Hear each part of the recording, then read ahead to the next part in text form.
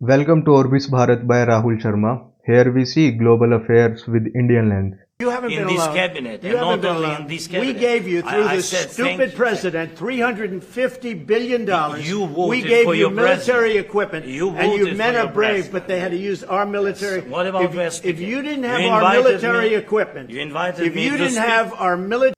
तो फेब 2025 में हुए ट्रंप और जेलेंस्की के हीटेड आर्गुमेंट के बाद जो यूक्रेन की दो डील थी जिसके अंदर यूएसए का मेजर रोल होने वाला था वो ठंडे बक्से में चली गई थी। उनमें से एक डील थी यूएसए और यूक्रेन की मिनरल डील और जो दूसरी थी वो थी यूक्रेन और रशिया की सीज फायर डील। अब सीज फायर डील का तो कुछ पता नहीं, मगर जो यूएसए और यूक्रेन की मिनरल डील थी वो हो चुकी है। तो इस मिनरल डील का ऑफिशियल नाम Ukraine United state mineral resource agreement है और अभी इसका फ्रेमवर्क बनेगा, यूक्रेन का पार्लियामेंट इसको रेटिफाई करेगा, उसके बाद ही ये डील पावर में आएगी। तो इस डील के बाद अमेरिका को यूक्रेन के नेचुरल रिसोर्सेज का एक्सेस मिल जाएगा और इन नेचुरल रिसोर्सेज में सब कुछ आता है, चाहे वो मिनरल्स हों, चाहे वो रेयर अर्थ एलिमेंट्स हों, चाहे वो ऑयल नेचुरल गैस हो। और इसकी वजह से यूएसए एक ट्रस्टेड सप्लाई चेन बना सकते हैं यूक्रेन के अंदर अपनी इन नेचुरल रिसोर्सेज नीड्स को पूरा करने के लिए, क्योंकि ये जो नेचुरल रिसोर्सेज मैंने अभी बताया आपको, इनका यूज़ हर जगह होता है, चाहे वो इलेक्ट्रिक कार्स बनाने की बात हो, चाहे वो मिसाइल्स बनानी हो, चाहे डिफेंस का कोई भी इक्विपमेंट बनाना हो, उन सब के अंदर मिनरल्स और रेयर अर्थ एलिमेंट्स का यूज़ होता ही होता है।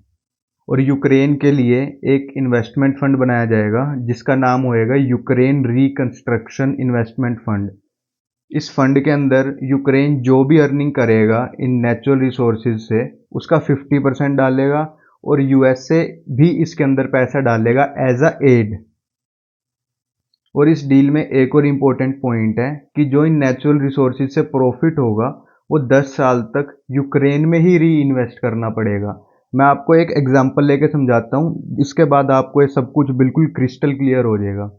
मान लो अमेरिका की एक कंपनी है, लेट्स से उसका नाम है अंकल सैम टेक। तो अंकल सैम यूक्रेन में गए और उन्होंने यूक्रेन की सरकार से लाइसेंस लिया लिथियम माइन करने का 20 साल के लिए। तो उस लाइसेंस से जो यूक्रेन की सरकार को पैसे मिले तो उसका 50% यूक्रेन अपने रिकंस्ट्रक्शन फंड में डाल देगा और जो बाकी 50% है वो यूक्रेन की सरकार जैसे यूज़ करना चाहे वैसे कर सकती है। तो अंकल सैम को लाइसेंस मिल गया, उन्होंने लिथियम माइनिंग स्टार्ट कर दी यूक्रेन के अंदर। उसके लिए उन्होंने यूएसए से वर्कर्स भी बुलाए, कुछ लोकल यूक्रेन के लोगों को भी हायर किया, यूएसए से टेक्नोलॉजी भी लेके आए, वो टेक्नोलॉजी यूक्रेन के लोगों के साथ शेयर भी करी।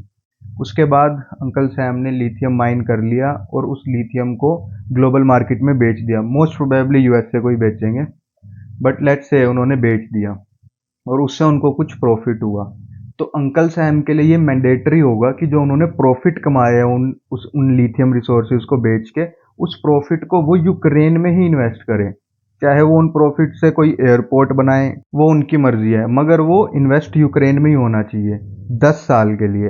जो अगले जो 10 साल हैं उनके प्रॉफिट का वो जो करना चाहे वो कर सकते। तो ये थी मेनली यूएसए यूक्रेन की जो मिनरल डील थी। तो इस पूरी डील में आपका क्या व्यू पॉइंट है, इसमें आपको क्या लगता है, कमेंट्स में ज़रूर बताना। और अगर कोई अपडेट आता है तो मैं एक अपडेटेड वीडियो बना दूंगा।